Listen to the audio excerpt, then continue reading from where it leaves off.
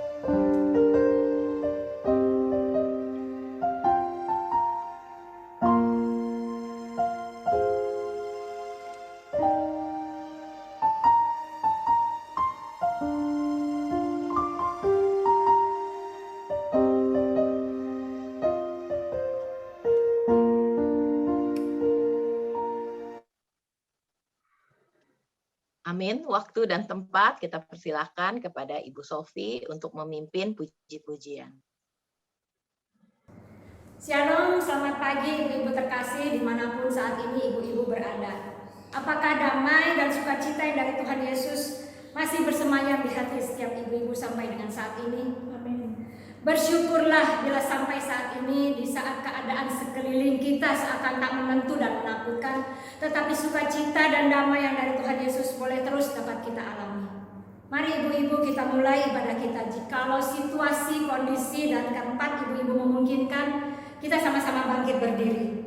Tidak apa jika ibu-ibu tidak bisa untuk bangkit berdiri. Kita akan memulai ibadah kita dengan firman yang terambil dari Mazmur 100 ayat 2 dan Mazmur 150 ayat 6. Beribadahlah kepada Tuhan dengan sukacita. Datanglah ke hadapannya dengan sorak-sorai. Biarlah segala yang bernafas memuji Tuhan. Haleluya. Sebagaimana firman yang sudah kita dengar, biarlah kita menaikkan pujian berikut dengan hati yang penuh dengan sukacita dan ucapan syukur. Segala puji syukur.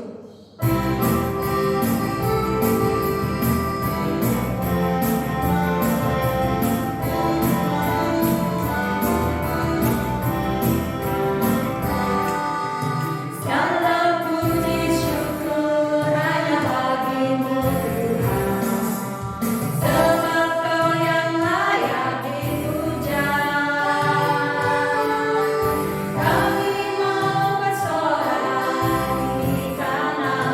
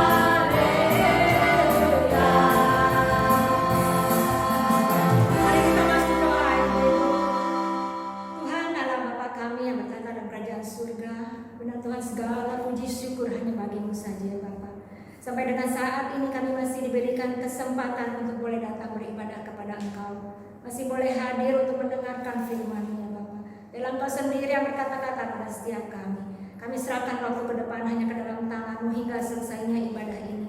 Kami persembahkan setiap hati dan pikiran kami ke dalam tangan-Mu. Dalam Engkau sendiri yang memimpin ibadah ini ya Bapa. Hanya dalam nama Tuhan Yesus kami berdoa dan mengucap syukur. Amin. Ibu-ibu silakan duduk kembali. Terima kasih.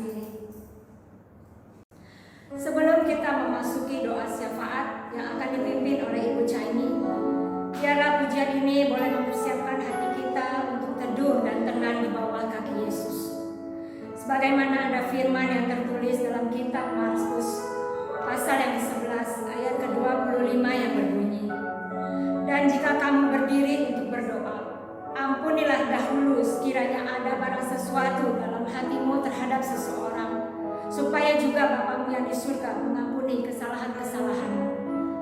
Kita naikkan pujian mengampuni.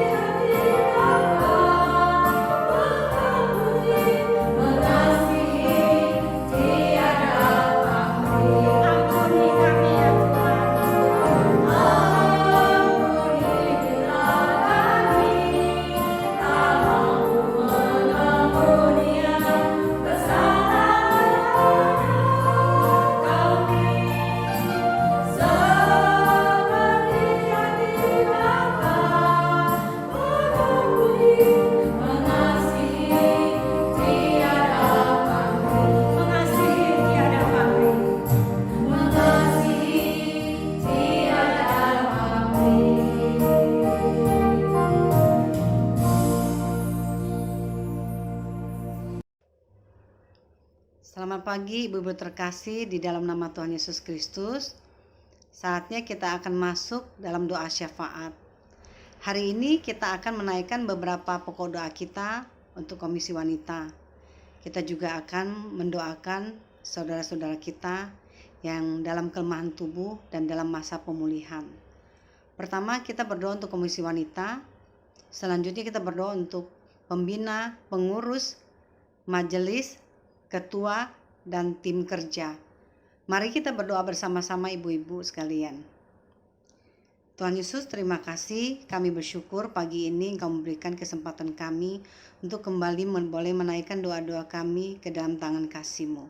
Kami mau berdoa, memohon kepadamu, kiranya Komisi Wanita ini boleh menjadi wadah bagi jemaat wanita di GKI Greenfield ini untuk bersekutu bertumbuh bersama-sama dan boleh mengalami pertumbuhan iman yang semakin teguh di dalam Engkau.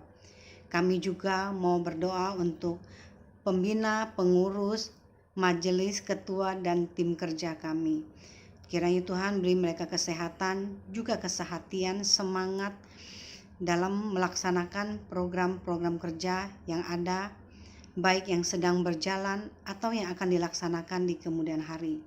Kiranya Tuhan memberikan kepada pemimpin kami ini diberi semangat untuk terus melayani agar semua program boleh terlaksana dengan baik di dalam penyertaan-Mu. Di dalam nama-Mu Tuhan Yesus, kami berserah dan berterima kasih. Amin. Selanjutnya kita juga mau berdoa untuk penata layanan kita, yaitu WL, pendoa, pemusik, paduan suara, angklung, dan kolintang. Selanjutnya kita juga mau berdoa untuk rencana ibadah onsite Komisi Wanita dan juga komisi-komisi lainnya. Mari kita berdoa bersama-sama. Tuhan, kami kembali memohon kepadamu untuk penata layanan Komisi Wanita, untuk WL-nya, paduan suaranya, untuk pendoanya, pemusik, angklung, dan kolintangnya. Kiranya Tuhan terus memberkati, memberi semangat, kekuatan untuk terus belajar, berlatih, melayani Engkau, diberi untuk semakin giat bertekun di dalam memuliakan Engkau, untuk memuliakan Engkau, Tuhan dan Juru Selamat kami. Tuhan, kami juga mau berdoa untuk rencana ibadah onsite Komisi Wanita dan juga komisi lainnya yang akan dilaksanakan di bulan April depan. Kiranya Tuhan campur tangan, memberikan kepada pengurus dan semua yang terlibat di dalamnya agar rencana ini boleh terlaksana dengan baik. COVID semakin turun penyebarannya sehingga ibadah boleh kembali dibuka. Kami memohon penyertaan Tuhan agar semua ini Tuhan lancarkan. Di dalam nama-Mu Tuhan Yesus kami bersyukur dan berterima kasih. Amin. Selanjutnya kita mau berdoa untuk saudara-saudara kita yang mengalami kelemahan tubuh dalam masa pemulihan. Pertama kita mau berdoa untuk saudari Pauline yang masih terus menjalankan kemoterapinya, dan saudara-saudara lainnya yang lemah tubuh. Mari kita berdoa bersama-sama. Tuhan, kami kembali datang kepadamu, memohon penyertaan Tuhan kepada saudari kami Pauline yang masih terus menjalankan kemoterapinya. Kiranya Tuhan terus memberikan semangat, kekuatan, kesehatannya semakin boleh dipulihkan dengan kemoterapi yang dijalankan. Dan untuk Ibu Febe yang terus mendampinginya, Tuhan juga memberikan kesehatan, kekuatan, semangat untuk selalu boleh menemani putri terkasihnya. Tuhan, kami juga mau berdoa untuk ibu-ibu dan anggota keluarga lainnya yang terinfeksi COVID. Kiranya kesembuhan hanya daripada Engkau Tuhan yang menjamah memberikan kesembuhan yang sempurna. Tuhan, kami juga mau berdoa untuk saudara-saudara kami, ibu-ibu yang dalam masa pemulihan dari berbagai sakit yang dialami. Tuhan, Engkau Tuhan kami, dokter di atas segala dokter, yang akan memberikan kesembuhan yang sempurna yang daripada Engkau. Terima kasih Tuhan Yesus. Kami berdoa, menyerahkan semua doa harapan kami ke dalam tangan kasih-Mu. Kami yakin dan percaya Engkau selalu memberikan kesembuhan terbaik buat kami anak-anak-Mu. Kami percaya Engkau Tuhan yang sempurna, yang selalu memperhatikan kami anak-anak-Mu. Hanya di dalam nama-Mu kami mau bersyukur dan berterima kasih. Amin. Selanjutnya saya serahkan kepada Ibu Sofi. Melalui doa segala beban, kekhawatiran, pergumulan hidup sudah kita lepaskan. Biarkan saat ini Tuhan yang mengambil alih kendali atas hidup kita. Saatnya sekarang Tuhan ingin mengutarakan isi hatinya. Melalui hambanya Guru Injil Malvian, firman Tuhan akan disampaikan. Dan sebelumnya, pujian Kau yang terbaik akan mengawali pemberitaan firman. Kau yang terbaik.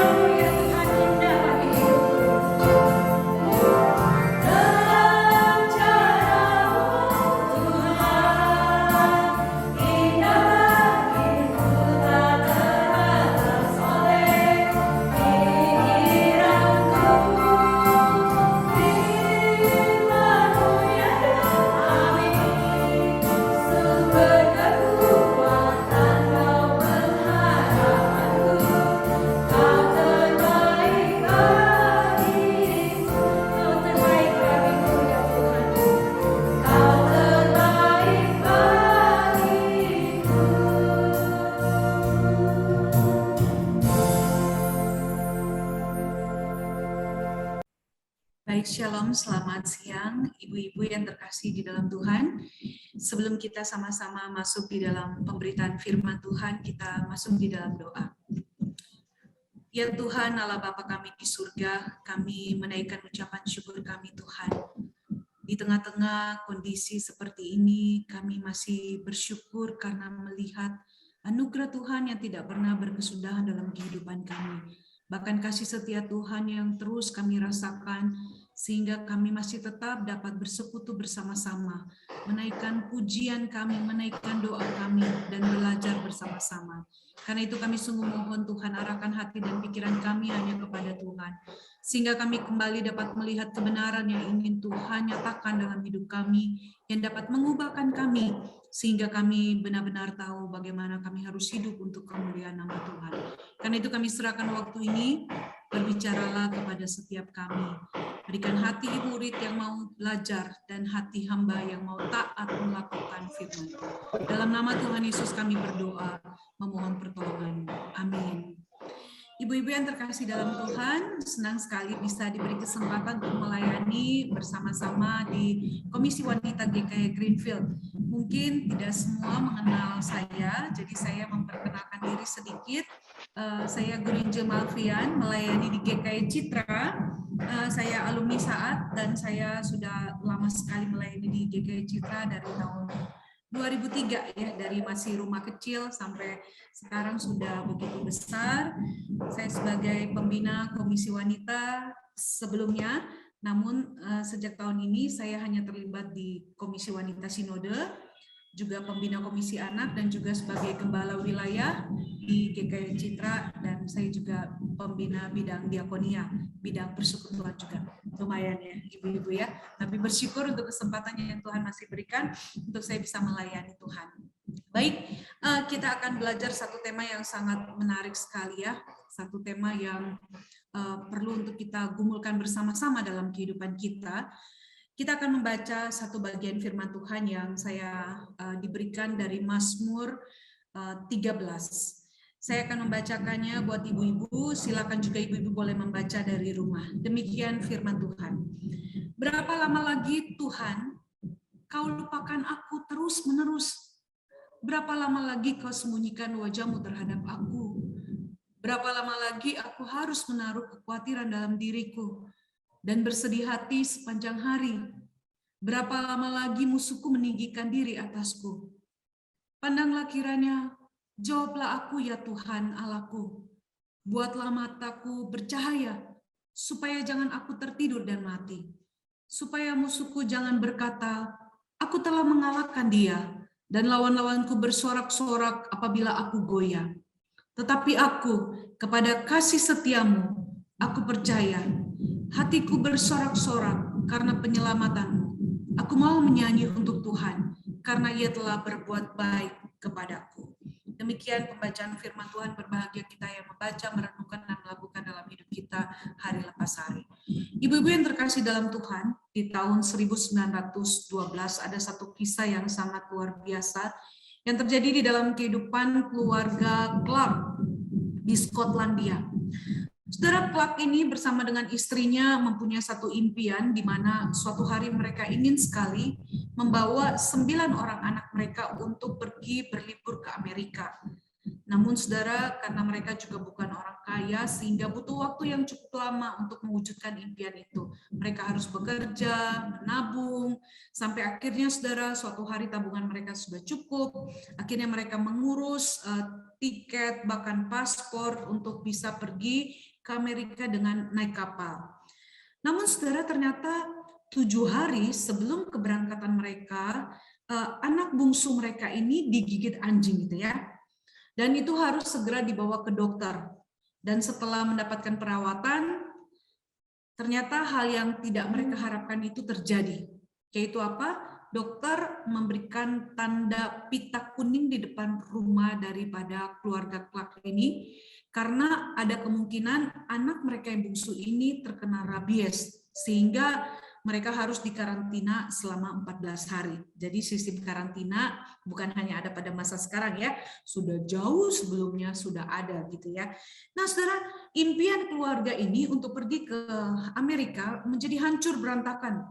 Mereka tidak bisa pergi seperti yang sudah direncanakan, padahal tiket sudah dibeli, bahkan mereka sudah mengurus paspor semua gitu ya. Dan ini menyebabkan Clark mengalami satu kekecewaan yang begitu besar sekali. Clark marah, saudara. Sehingga saudara di dalam kemarahannya, kekecewaannya yang begitu besar pada saat itu, dia pergi ke pelabuhan, dia berdiri di sana, dia menyaksikan kapal itu berangkat tanpa membawa dirinya bersama dengan keluarganya. Saudara, ketika melihat kapal itu berlayar, saudara, Clark menangis. Dia sangat kecewa dan dia memaki-maki anaknya. Dia merasa bahwa anaknya ini adalah pembawa sial bagi keluarganya. Bahkan saudara, dia bukan hanya memaki anaknya, tetapi ternyata dia juga marah kepada Tuhan. Karena dia merasa bahwa Tuhan membiarkan dia mengalami kesialan.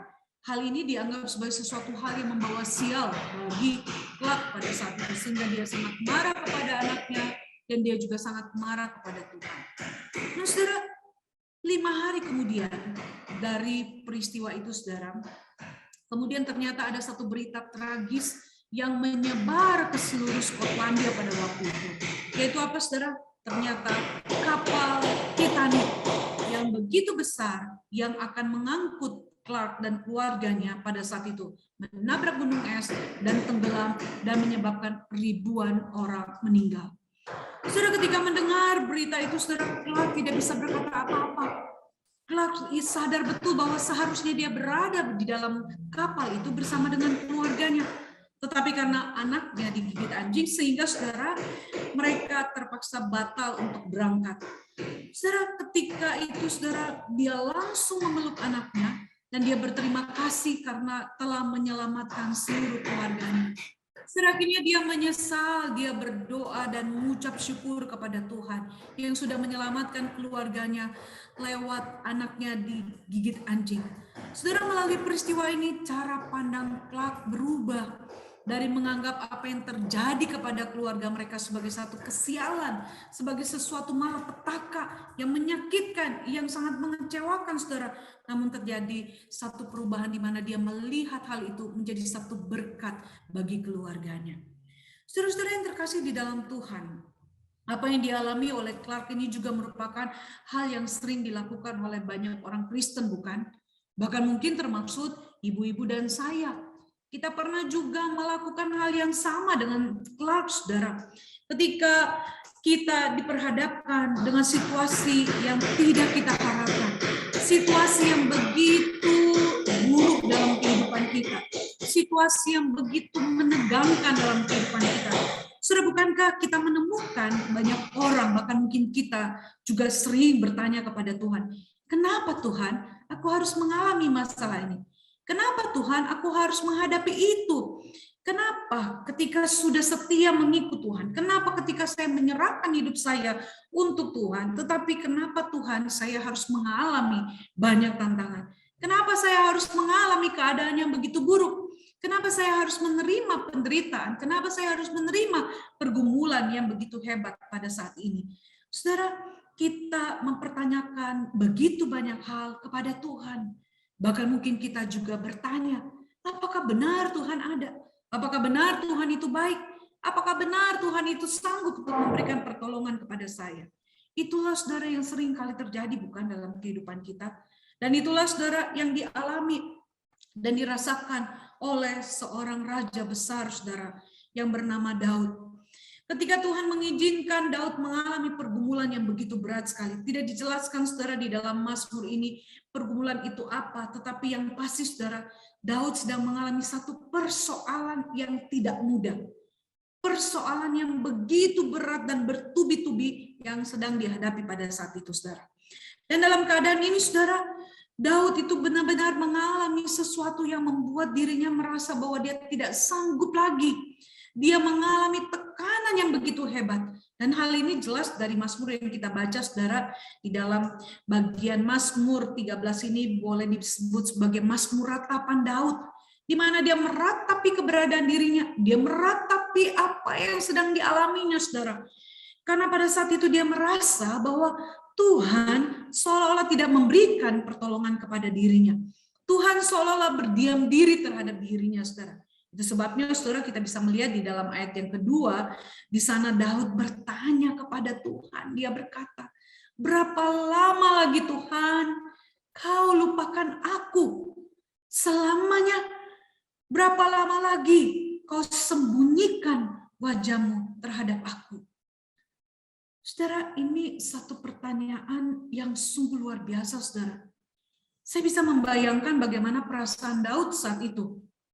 Dia meratap karena mencoba, saudara, untuk mengingat kembali apa yang Tuhan sudah perbuat, apa yang sudah Tuhan lakukan di dalam kehidupannya. Dia mungkin mencoba membandingkan bagaimana pengalamannya ketika dia menjadi seorang gembala domba, Tuhan meluputkan dia dari binatang-binatang buas, bagaimana Tuhan menyertai dan memberikan pertolongan yang begitu luar biasa, bagaimana Tuhan memilih dia menjadi raja padahal dia bukan siapa-siapa, dia dipandang sebelah mata oleh ayahnya sendiri, keluarganya sendiri, bahkan dia bisa melihat bagaimana tangan Tuhan menolong dia melawan Goliat, musuh terbesar bagi bangsa Israel, bahkan Raja Saul pun tidak sanggup.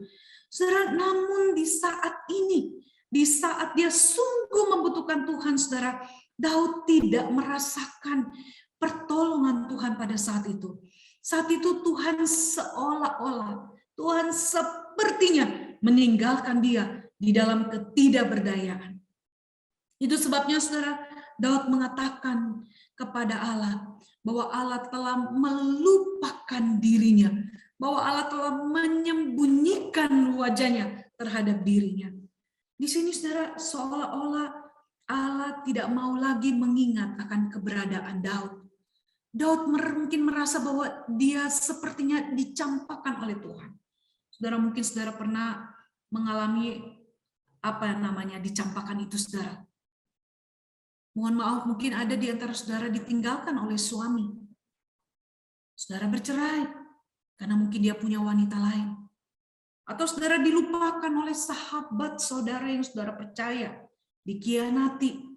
Saudara, itu perasaan yang tidak enak, bukan? Perasaan merasa bahwa kita tidak lagi dihargai. Perasaan di mana kita lagi tidak berharga. Perasaan di mana kita tidak lagi dikasihi. Dan mungkin seperti itulah gambaran perasaan daripada Daud. Dia merasa bahwa Tuhan, Engkau telah melupakan aku. Tuhan, Engkau menyembunyikan wajahmu terhadap aku. Sehingga saudara, semakin terlihat pergumulan Daud di dalam ayat yang ketiga, di mana Daud berkata, saudara, dengan penuh kesedihan di dalam penderitaan. Dia berkata, berapa lama lagi Tuhan? Berapa lama lagi aku harus merasakan kesakitan di dalam jiwaku, kesedihan di dalam hatiku, siang dan malam? Berapa lama lagi musuh meninggikan diri atasku? Saudara, penderitaan dan kesedihan ini begitu dalamnya. Sampai Daud mengatakan bahwa itu masuk ke dalam relung hatinya, ke dalam jiwanya. Bahkan itu bukan dirasakan hanya pada waktu-waktu tertentu, tetapi siang dan malam. Dari buka mata sampai dia tutup mata, saudara, dia dapat merasakan betapa beratnya pergumulan yang sedang dihadapinya. Dan ini, saudara, dapat kita lihat betapa keadaannya mengalami tekanan yang begitu berat sekali. Namun sumber pengharapan itu ternyata tidak memberikan pertolongan kepadanya, saudara. Saat itu, saudara, saya bisa merasakan betapa iman Daud sungguh-sungguh diuji. Dan bagi saya, itu bukan hal yang mudah. Bagaimana mungkin bisa beriman kepada Tuhan yang dipercaya saudara sanggup untuk menolong, yang di masa lampau dapat melihat dengan jelas bagaimana kasih setia dan pertolongannya, namun kenyataannya di saat sangat membutuhkan, dia berdiam diri dan dia tidak melakukan apa-apa. Saudara, bagi saya wajar saja secara manusia. Jika kita mengalami hal seperti ini, kita menjadi ragu akan kasih setia Tuhan dalam hidup ini. Dan kita melihat, saudara, ada banyak bukan orang-orang di sekitar kita, atau bahkan mungkin kita pernah mengalami hal ini juga, dan meninggalkan Tuhan. Karena merasa bahwa apa yang kita alami ini begitu beratnya, dan Tuhan tidak melakukan apa-apa. Untuk apa lagi percaya kepada Tuhan yang seperti itu? Untuk apa lagi mengandalkan Tuhan yang seperti itu? Sehingga saudara, kita melihat ada banyak sekali orang Kristen yang meninggalkan Tuhan. Mereka lebih percaya kepada kekuatan mereka sendiri atau orang-orang yang ada di sekitar mereka yang mereka anggap lebih dapat untuk memberikan pertolongan di tengah-tengah pergumulan yang mereka sedang hadapi. Namun apa yang terjadi, saudara, dari kelanjutan pergumulan Daud pada saat itu? Apakah dia berhenti hanya sampai kepada keluh kesah seperti ini, saudara? Apakah dia berhenti di dalam perasaan ditinggalkan oleh Tuhan?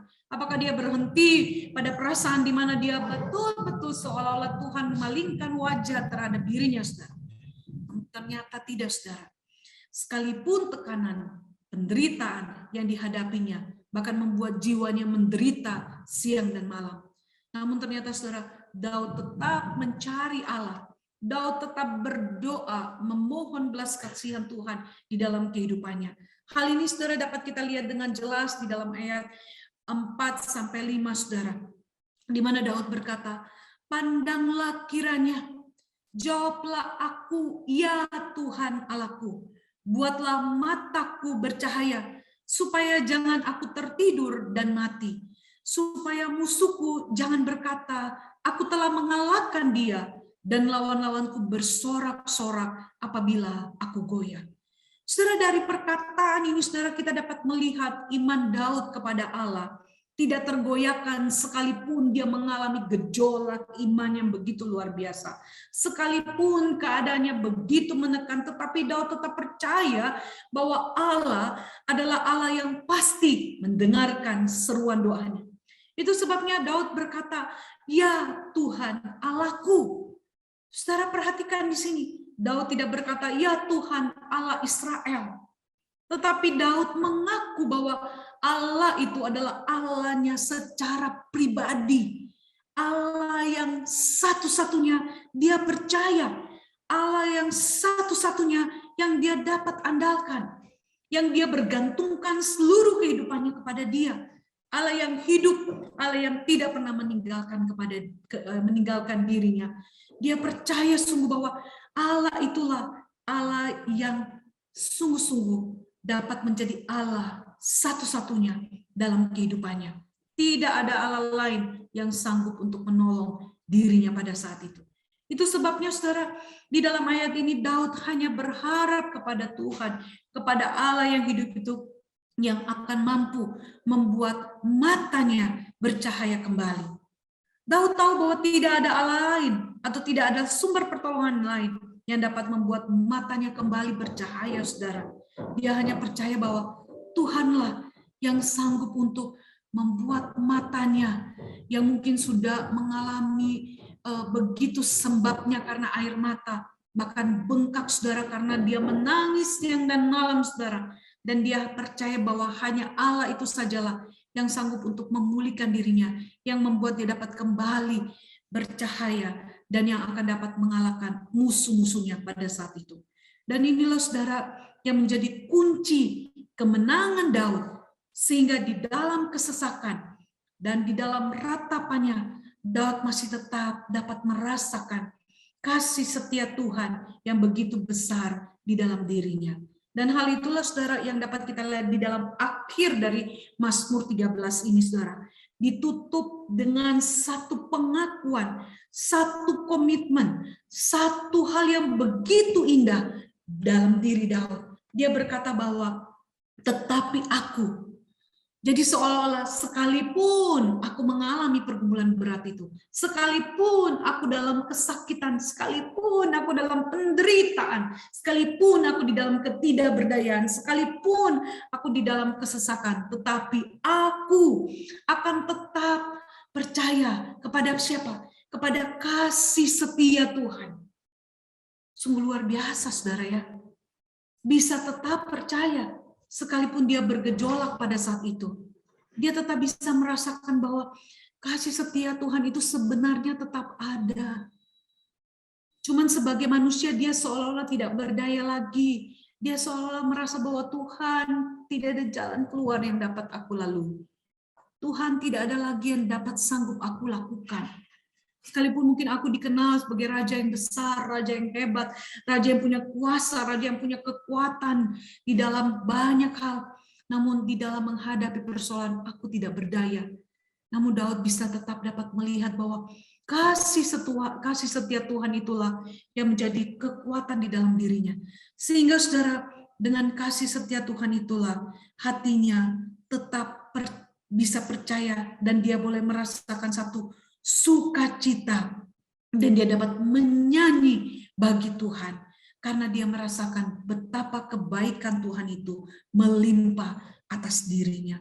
Sungguh luar biasa, saudara. Jika kita lihat di dalam Mazmur 23, saudara, bagaimana Daud memberikan gambaran tentang Allah yang dia percaya itu sebagai gembala yang agung.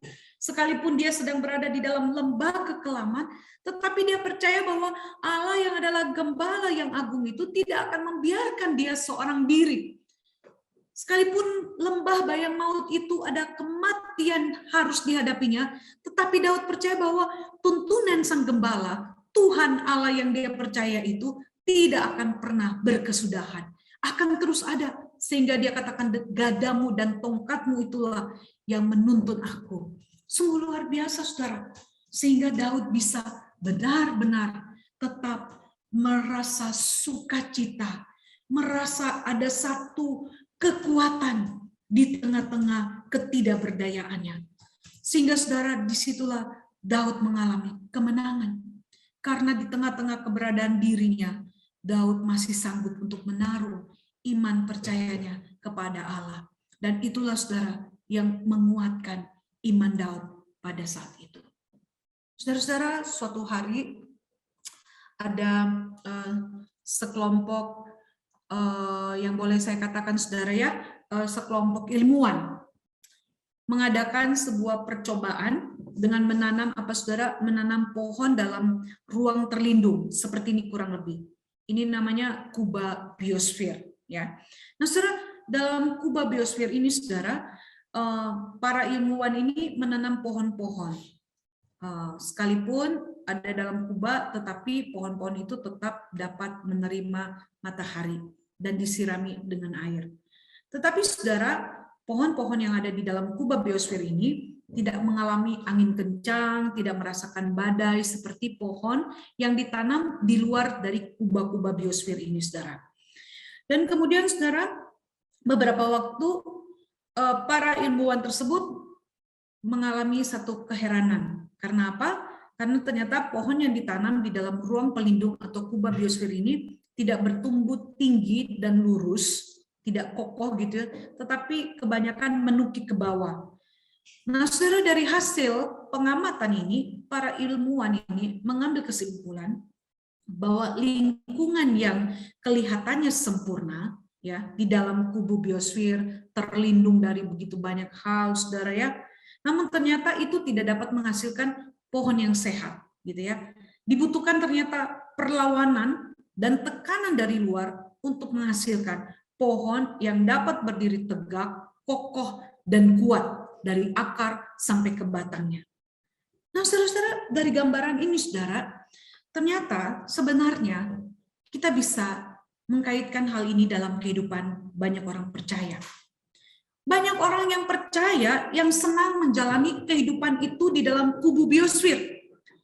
Menjalani kehidupan yang sempurna dan tanpa harus mengalami tekanan dan masalah dalam hidup. Banyak orang Kristen yang berpikir bahwa hidup yang sempurna itu ketika semuanya lancar. Ketika punya banyak uang, ketika ada mau beli apa, mau perlu apa, mau pergi kemana, semuanya ada. Banyak orang Kristen berpikir bahwa tanpa masalah itulah kehidupan yang sempurna.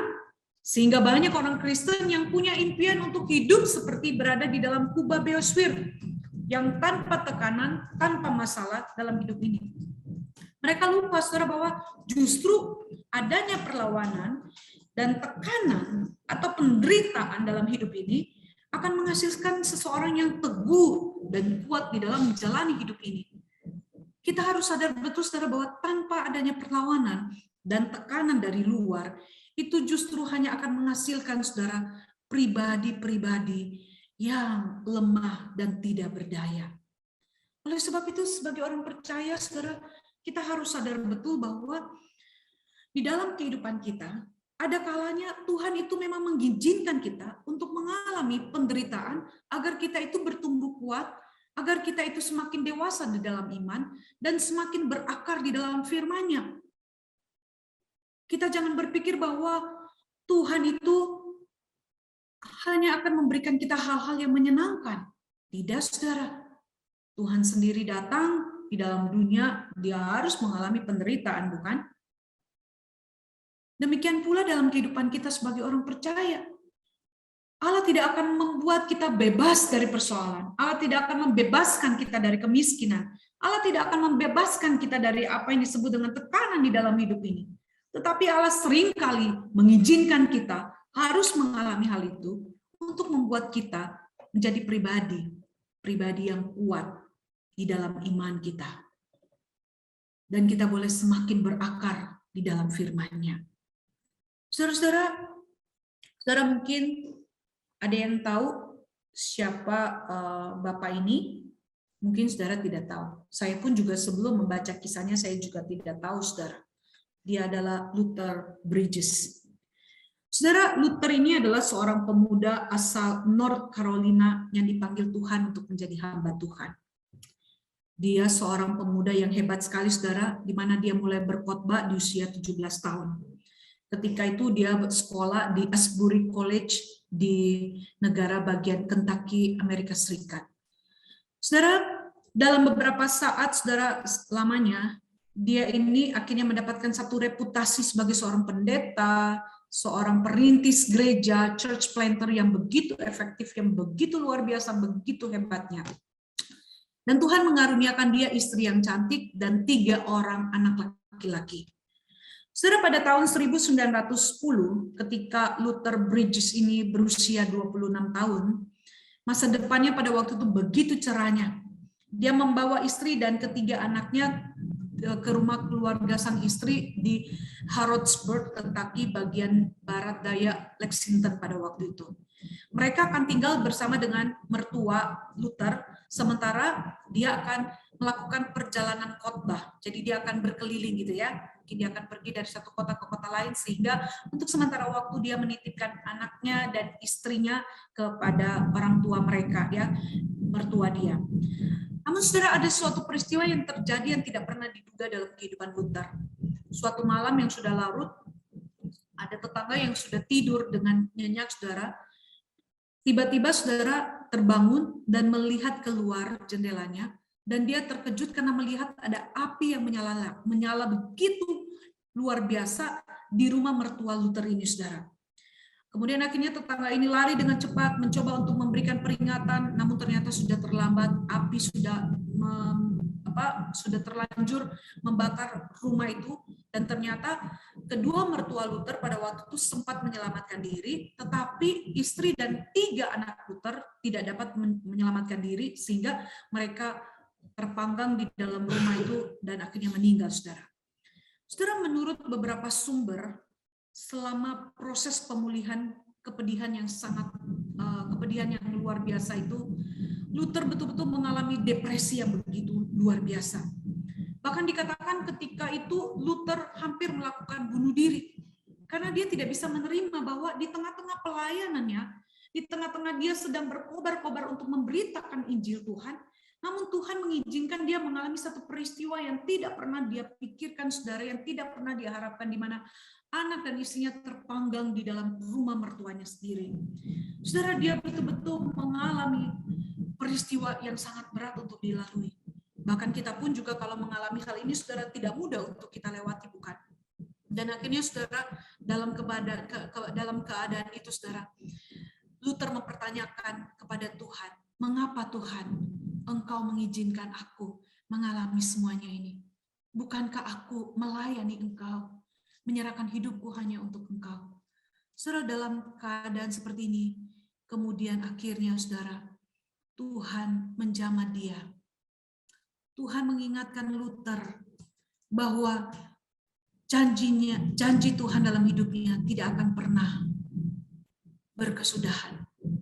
Janji Tuhan akan selalu ada, bahwa Tuhan tetap mengasihi dia. Sehingga di malam itu, saudara, di saat Tuhan menjamah dirinya, Luther merasakan kasih setia Tuhan yang begitu hebat. Dan ada satu nyanyian pujian di waktu malam. Dan kemudian lagu itu menjadi satu lagu yang sangat terkenal. Bahkan yang sampai hari ini kita nyanyikan, saudara, yang ada di dalam KPPK 319, tak henti ku puji dia. Saudara pasti tahu, bukan lagunya? Yesus, Yesus, Yesus, nama terindah, menghibur hatiku, tak henti ku puji dia. Saudara, kalau kita lihat di KPPK, itu hanya ada 3 bait. Kalau di dalam syair aslinya, ternyata itu ada 4 bait. Di bait yang keempat itulah Luther menggambarkan keadaan dirinya. Dia berkata, walau terkadang ku dipimpin melalui air yang dalam, pencobaan-pencobaan muncul dalam perjalanan, walau terkadang jalan penuh kerikil dan terjal, ku terus lihat jejak kakinya.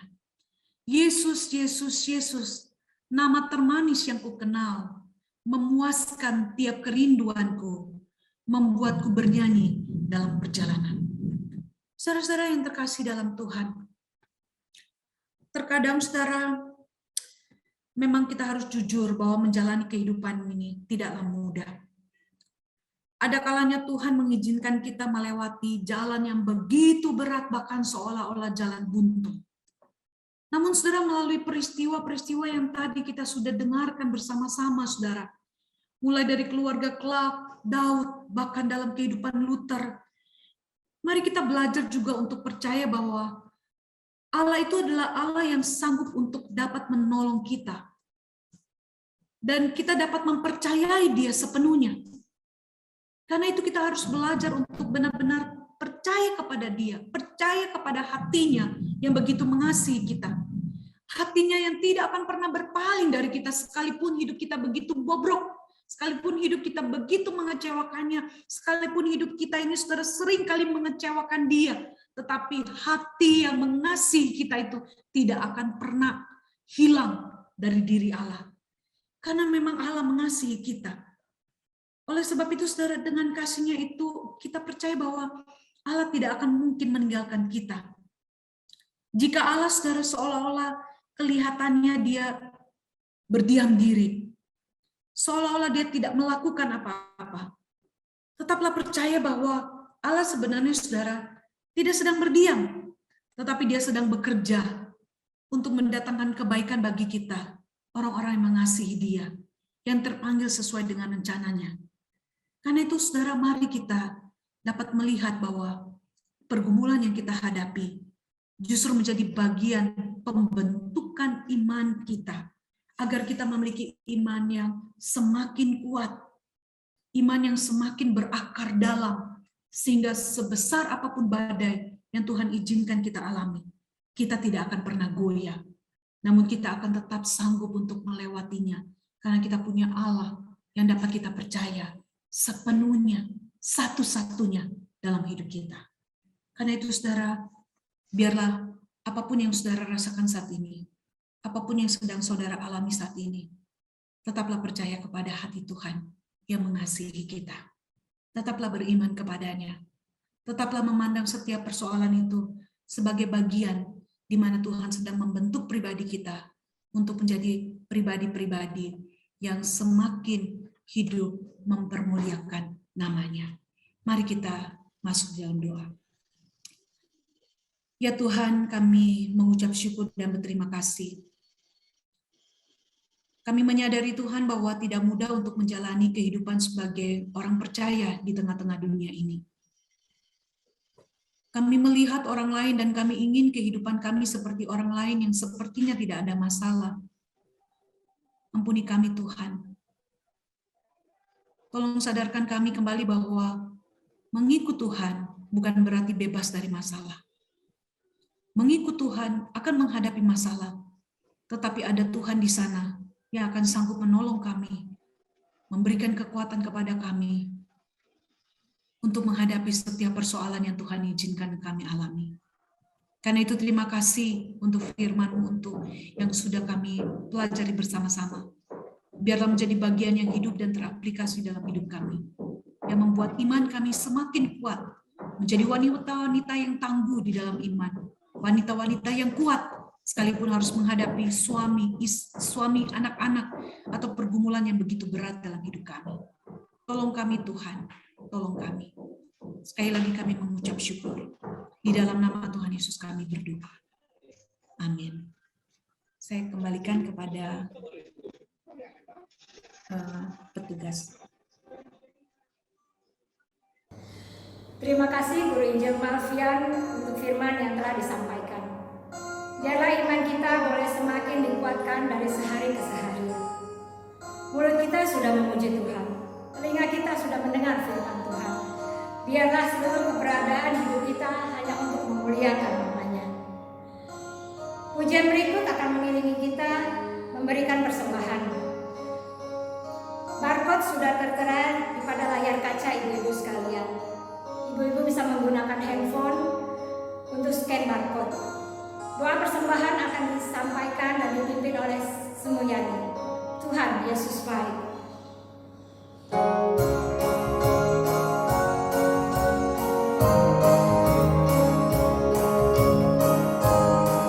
Tuhan Yesus baik.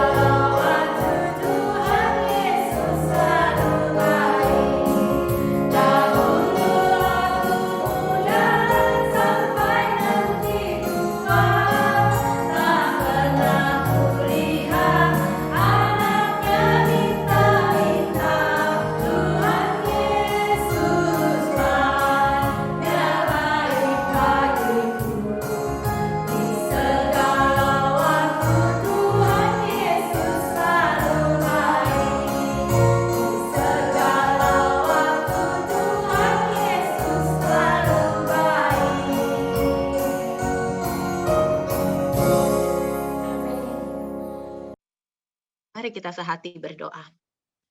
Benar ya Tuhan, Engkau adalah Tuhan yang baik, bahkan sangat baik di dalam kehidupan kami. Kami bersyukur kami boleh mengenal, bahkan kami boleh memiliki Allah yang seperti Engkau. Terima kasih untuk berkat-Mu bagi setiap kami. Bukan hanya berkat-berkat secara materi, tapi juga Tuhan berkat rohani, berkat di mana Tuhan memberikan kehidupan juga kepada setiap kami. Kami bersyukur ya Bapa. Ya Tuhan, pada pagi hari ini kami membawa persembahan kami. Kami rindu ya Tuhan, biarlah persembahan yang kami berikan ini boleh dipakai untuk melayani Tuhan lebih lagi. Ya Bapa, hamba juga berdoa, bersyukur untuk 99 ibu yang hadir pada pagi ini lewat Zoom. Tuhan, hamba menyerahkan ke dalam tangan-Mu setiap pergumulan yang mereka hadapi. Dan bersyukur untuk hamba-Mu Guru Injil Malvian yang telah menyampaikan kebenaran firman Tuhan yang begitu indah. Pada pagi hari ini, membuat kami semakin diteguhkan, membuat kami lebih paham lagi bahwa ketika kami menghadapi pergumulan, sesungguhnya Tuhan tidak tinggalkan kami, tetapi ada rencana Tuhan yang sungguh luar biasa, membuat kami boleh semakin teguh berdiri, membuat kami boleh semakin kenal akan Engkau. Terima kasih ya Tuhan, terima kasih. Sebentar kami akan mengakhiri persekutuan wanita pada siang hari ini, dan biarlah ya Tuhan, firman Tuhan yang kami dengar, boleh kami terus lakukan di dalam kehidupan kami, terus mengandalkan Tuhan, iman kami boleh semakin kuat di dalam segala kondisi apapun. Terima kasih ya Tuhan. Hamba juga berdoa untuk setiap ibu-ibu yang mungkin pada pagi hari ini tidak dapat bergabung dengan via Zoom, tetapi mereka akan menyaksikan lewat YouTube. Tuhan, kami percaya berkat Tuhan tetaplah sama, dan biarlah Tuhan yang menolong setiap mereka. Terima kasih ya Bapa. Dalam nama Tuhan Yesus kami berdoa dan kami mengucap syukur. Amin. Ya ibu-ibu yang terkasih, saya akan menyampaikan beberapa warta. Pertama-tama kami pengurus mengucapkan banyak terima kasih kepada Guru Injil Malvian yang telah menyampaikan kebenaran firman Tuhan. Dan saya yakin dan percaya setiap ibu-ibu yang hadir baik lewat Zoom ataupun lewat YouTube, pasti kita dikuatkan pada pagi hari ini. Sekali lagi terima kasih, Tuhan Yesus memberkati pelayanan Guru Injil Malvian. Dan kami juga mengucapkan selamat datang ibu-ibu ya, ada 99 orang, kurang satu lagi ya ibu-ibu jadi 100. Nah ini adalah tugas kita bersama. Mari kita boleh membagikan ya atau men-sharingkan firman Tuhan dengan mudah sekali saat ini ya ibu-ibu. Mungkin dengan link Zoom ataupun link YouTube yang telah ibu-ibu lihat, begitu ya ibu-ibu tahu, GKY Greenfield kita punya link, dan biarlah itu kita boleh bagikan, dan kita doakan untuk mereka, bukan hanya bagi ya ibu-ibu, tapi kita doakan.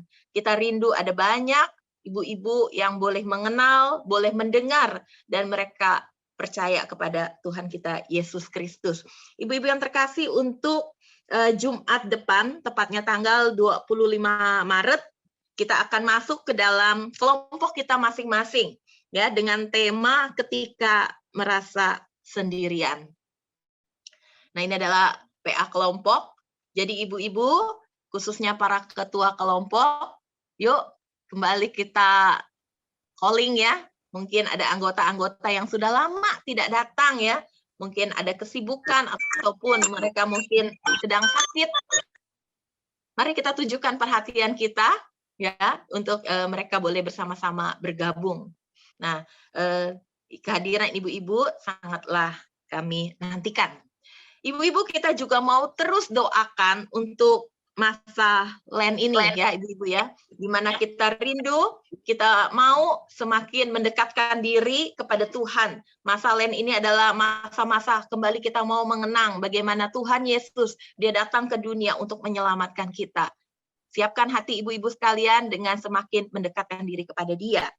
Ibu-ibu yang terkasih, saya juga mau menyampaikan kepada ibu-ibu bahwa tanggal 1 April tidak lama lagi ya. Terus kita doakan kerinduan kita kita akan onsite. Tetapi karena gedung Ebenezer khususnya di lantai 3 atau di ruang ibadahnya itu belum sempurna, maka untuk di bulan April kita akan menggunakan ruangan RSG 1 ya, ruang serbaguna 1 di gereja. Jadi mohon perhatiannya, ibu-ibu jangan sampai nanti ada yang datang ke live begitu ya, rupanya kosong begitu ya ibu-ibu ya. Tapi kita tetap gunakan dulu di RSG 1 ya. Oke, demikian warta dari saya. Apakah mungkin ada warta tambahan dari Ibu Vivi? Apakah ada, Bu Vivi? Atau dari Ibu Celia? Mungkin ada ibu-ibu yang belum masuk kelompok, boleh nanti menyampaikan kepada Ibu Celia, supaya Jumat depan sudah ada di kelompoknya masing ya ibu-ibu ya. Oke, kalau tidak ada kita mau foto ya, ibu-ibu ya. Kita mau foto, kita minta Ibu Laras ya untuk fotokan.